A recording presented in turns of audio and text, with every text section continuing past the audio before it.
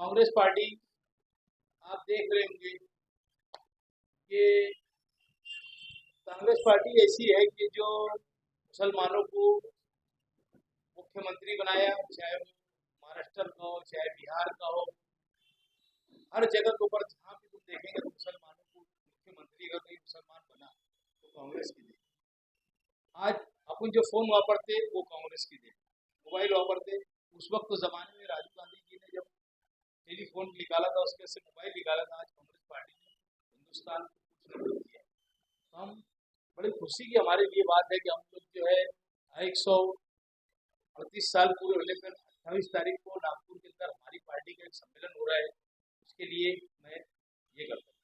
दूसरा आज विषय हमारा, मेरा खुद का एक हट के विषय कि मालेगांव शहर के अंदर फिर गौ रक्षक वालों की गुंडागर्दी बढ़ गई। पीर के रोज रात में मैं नागपुर के अंदर था। मेरे चाचा का पोतरा जो अमन चौक के अंदर सर्विसिंग चक्कर चलाता है, वो दाबाड़ी से आ रहा था, वो और उसका एक दोस्त। उसको गौ रक्षा वालों ने बेतासा मारा। उसकी कंप्लेंट छावनी पुलिस स्टेशन के अंदर उल्टा कर दी गई कि भाई ये जानवर लेकर आ रहा था, जबकि वो पूरे शहर के अंदर आप जब जाएंगे अमन चौक के अंदर बागीचे से लगकर वो सर्विसिंग चलाता है बच्चा। और इस तरीके से मारा गया उसको, ये पत्रकार लोग को मैं बताना चाहता। और इसके ऊपर ऐसा हुआ कि आज तक के पुलिस जो है इसकी कंप्लेंट ले नहीं रही। यानी पुलिस कंप्लेंट इसके लिए नहीं ले रही, बस रोज बोलती है ये जो मारने वाले लोग थे इन्होंने ट्वीट भी किया इनके उसके ऊपर। यानी इतनी दादागिरी बढ़ चुकी है ये लोगों की। मैं आपके जरिए से पुलिस डिपार्टमेंट के यहाँ के लोगों को इंतबा दे रहा हूँ कि 2 दिन के अंदर इन्होंने कंप्लेंट दाखिल नहीं करेगी। इन्होंने जुमा के दिन बोले थे शनिचर के दिन करेंगे, शनिचर के दिन कल ऑफिसर ने ऐसा कहा छावनी पुलिस स्टेशन के PSI चौधरी साहब कि मैं कोई तपास के लिए पूना आ गया हूँ। कल तक के उन्होंने अगर उसकी कंप्लेंट दाखिल नहीं किया बच्चे की, उसका पैसा वैसा भी छीन लिया गया। मैं भी PI से खुद जाके बात किया, मैंने एडिशनल SP को भी सब बात बताया, यहाँ तक के सीनियर SP साहब को भी फोन करके उसका फोटो डाला। और फोटो डालने के बाद उनको मैंने SMS के जरिए बोल दिया अगर 2 रोज के अंदर इन्होंने कंप्लेंट दाखिल नहीं किया, मालेगांव शहर कांग्रेस पार्टी गांधी के पुतले के पास धरना देंगी। और उसका दूसरा एक विषय, मैंने पीछे आजाद नगर PI की कंप्लेंट किया था।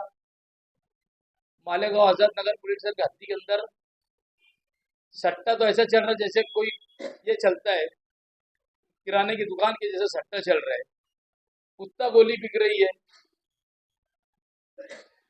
यानी गैस के कामकाज चल रहे हैं। पुलिस एक नहीं अनेक धंधे आजाद नगर की हद्दी में चल रही है, जिसके सूत्रधार आजाद नगर पुलिस स्टेशन के PI साहब है। किसी से पैसा लेके घर खाली किया जा रहा है, वो भी मैंने कंप्लेंट दिया था। और कंप्लेंट के अंदर ये भी कहा कि कैसे लोग दादागिरी कर रहे हैं, कैसे लोगों का घर खाली करवा रहे हैं, कैसे लोगों के कारखाने खाली करवा रहे हैं। मैंने ये कंप्लेंट के अंदर मैंने पूरे एक सविस्तर माहिती के साथ PI की कंप्लेंट जो है एडिशनल SP से लेकर IG से लेकर गृह मंत्री से लेकर सबको किया हूँ। उसका भी हमने 15 तारीख तक के इंतबा दिए थे। बहरहाल अधिवेशन चालू है, 8 रोज के अंदर अगर उसके ऊपर कार्रवाई नहीं हुई आजाद नगर PI के ऊपर, वो और शेख आसिफ वहाँ का जो PSI है, वो तो ऐसा आदमी है, अगर उसको 200 रुपये नहीं मिलते तो रात को कानवाई लगाता और मोटरसाइकिल वालों से 200 रुपया लेता। इस तरीके का मेरा इल्जाम है उसके ऊपर। मेरे पास कई वीडियो भी ऐसे सारे। और पीछे एक टाइम उसने वो और एक PSI हंडाड़ करके उसने एक औरत से पैसा लिया था, उसका पुलिस स्टेशन के अंदर CCTV कैमरे के अंदर पूरा कैद हो गया था।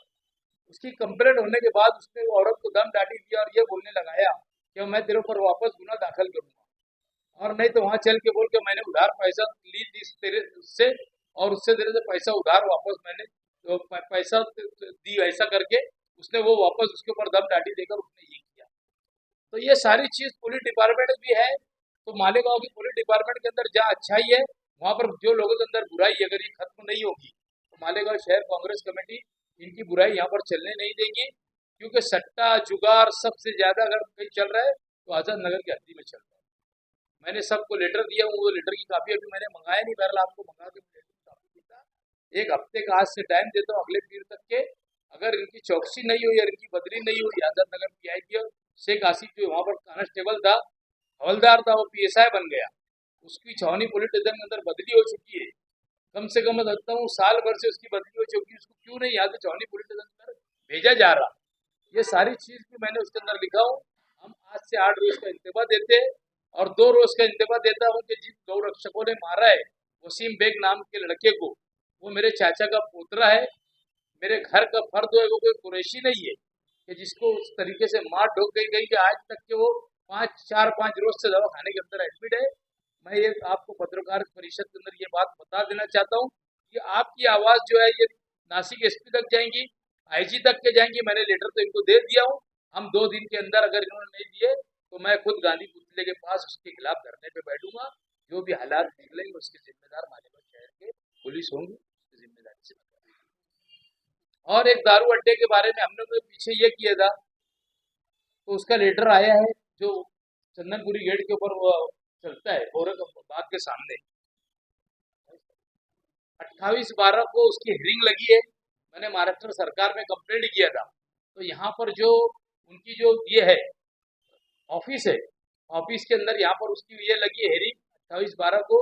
वो हम भी एक जो दारू अड्डा डालेंगे, वहाँ भी एक नई मस्जिद बनी है अभी, फातिमा बशीर, सामने कब्रस्तान है, आजू बाजू में सब चीज घर जो है लोगों के हो गए, स्कूल है, कम से कम 4-5 स्कूलों का हुजूम रहता बच्चों का। और अगर उसकी वजह से भी हालात खराब हो सकते हैं, 28 तारीख को महाराष्ट्र सरकार की ओर ने जो हमने कंप्लेंट दिए थे उसकी भी हियरिंग लगी है। वो भी अगर 28 तारीख के बाद हम उसके खिलाफ में भी, यानी समझ लेना कि आर पार की लड़ाई दारू अड्डे के बारे में भी लड़ने वाले हैं। हमने आपको कहा था, उसका पाठ पुरावा हमने पूरा कर दिया। 28 तारीख को हियरिंग में क्या होता है आगे आपको उसके